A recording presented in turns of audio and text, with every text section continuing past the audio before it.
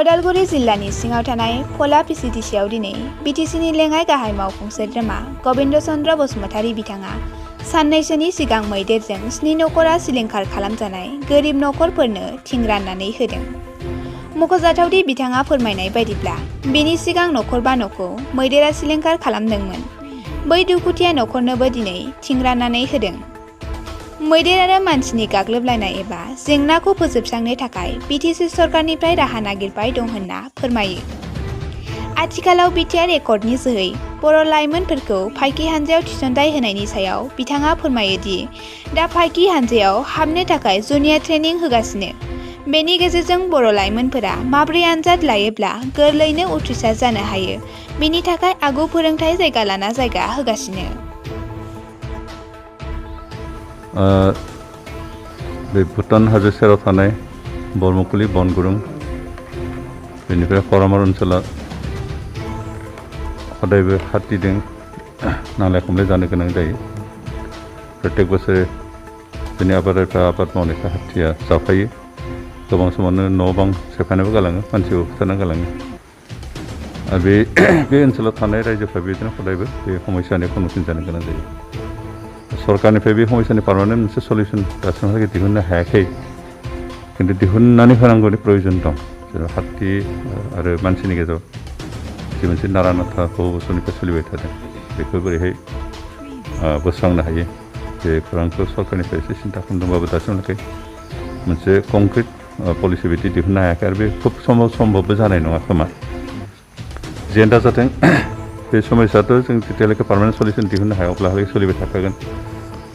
आरो बेनिनो मोनसे पार्ट हिसाबै दाखालि 16 तारिख ना 16 तारिखखालि बेवहाय 7टा परियालनि न' हाथिया फैनानै मानो गालाङो सेफायना गालाङो आरो लोगोसे नैबे मन्दिर बाथौ मन्दिरनिबो न' गंसे सेफायना गालाङो।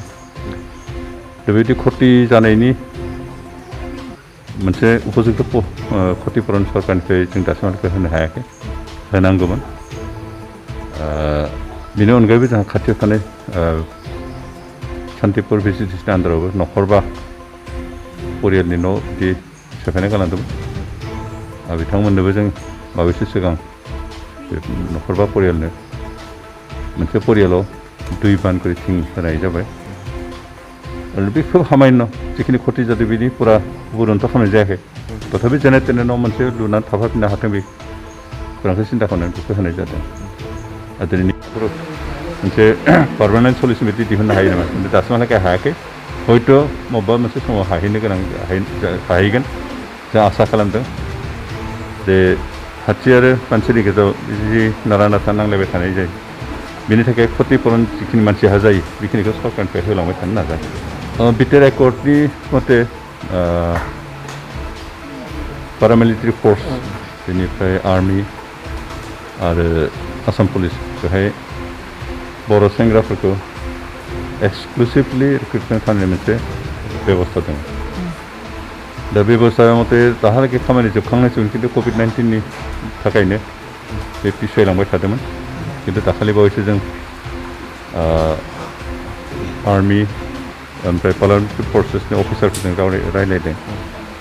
रायलायनायाव जोंखौ थाबैनो रिक्रुटमेन्ट बेबस्था खालामनांगौ होनना रिकुवेस्ट खालामनायाव बर्थमान विभिन्न जायगायाव बे आसाम पुलिस लोगोसे विभिन्न पारामिलिटारि फर्सेस जेरै SSB, CRP, BSF, CSF बे माबाफ्रा दाब दाब जायगायाव बर' सेंग्राफोरखौ रिक्रुटमेन्ट खालामनो थाखाय प्रिलिमिनारि मोनसे ट्रेनिं होदों आसलते।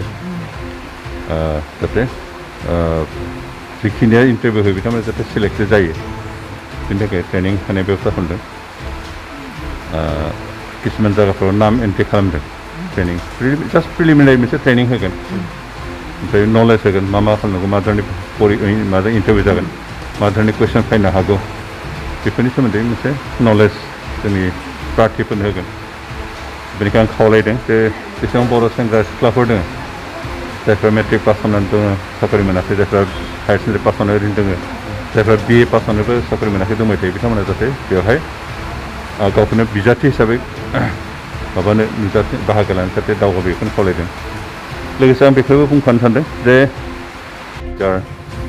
कुन्द्र बिल बेखिनि ओनसोलाव बे 7 लाख 4 लाखफोरजों जेबो खामानि जाया बेनिखायनो बेवहाय मेजर प्रजेक्ट मोनसे जानांगौ आरो बेनिखायनो मिनिमाम 50 लाखनि प्रजेक्ट मोनसे प्रजेक्टनो 50 लाखनि प्रजेक्ट खालामनांगौ होननानै बिथांखौ खावलायनाय जादों आर्मि मथे बिनि माबाफोरखौ सार्भे खालामबाय थानाय जादों आरो एस्टिमेट थारिख कमप्लिट जानायनि उनाव खामानिया स्टार्ट जागोन ओरैनो दा बुंनो थाङोब्ला जिहेतु मैदेरा हाग्रायाव थाग्रा मोनसे जुनार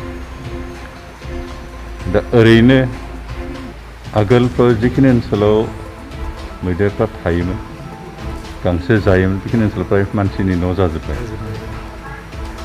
बिसोरो हाथिफोर थानायनि मैदेरफोर थानायनि जायगायानो गैलिया दा बिनिखायनो आसलते बे गामि ओनसोलाव फैनानै खेथि बाथि खालामनायखौनो जानानै मानसिजों मोनसे संकटआव फैनो गोनां जादों दा बिनि मोनसे पार्मानेन्ट सलिउसन खालामनाया एसेबां सहज नङा बेखौ सिन्था खालामबाय थादों दासिमहालागै खालामनो हायाखै गोबाङानो बिभिन्न परामर्श होयो सोरबा बुङो जे भुटान आरो बे गामि ओनसोल आरो हाग्रा ओनसोलनि गेजेराव मोनसे फेन्सिं तार कारेन्ट इलेक्ट्रिफाइड मोनसे फेन्सिं तार होब्ला मोजां जागोन होननाय खिन्थु बेबो मोजां पार्मानेन्ट सलिउसना खारन बेखौ मावनो थाङोबा हाथियाबो थैगोन मालाबा मानसियाबो थैगोन बेनिखायनो खोब रिस्कि दा बेनिखायनो खोब कनक्रिट पलिसि दासिमहालागै सिन्था खालामनानै दिहुननो हायाखै थेवबो नाजाबाय थादों हयथ' गोबां समावनो हाथि आरो मानसि गोरोबलायनानै थांना थानो गोनां जानो हागौ दा बेखौसो नुहुरदों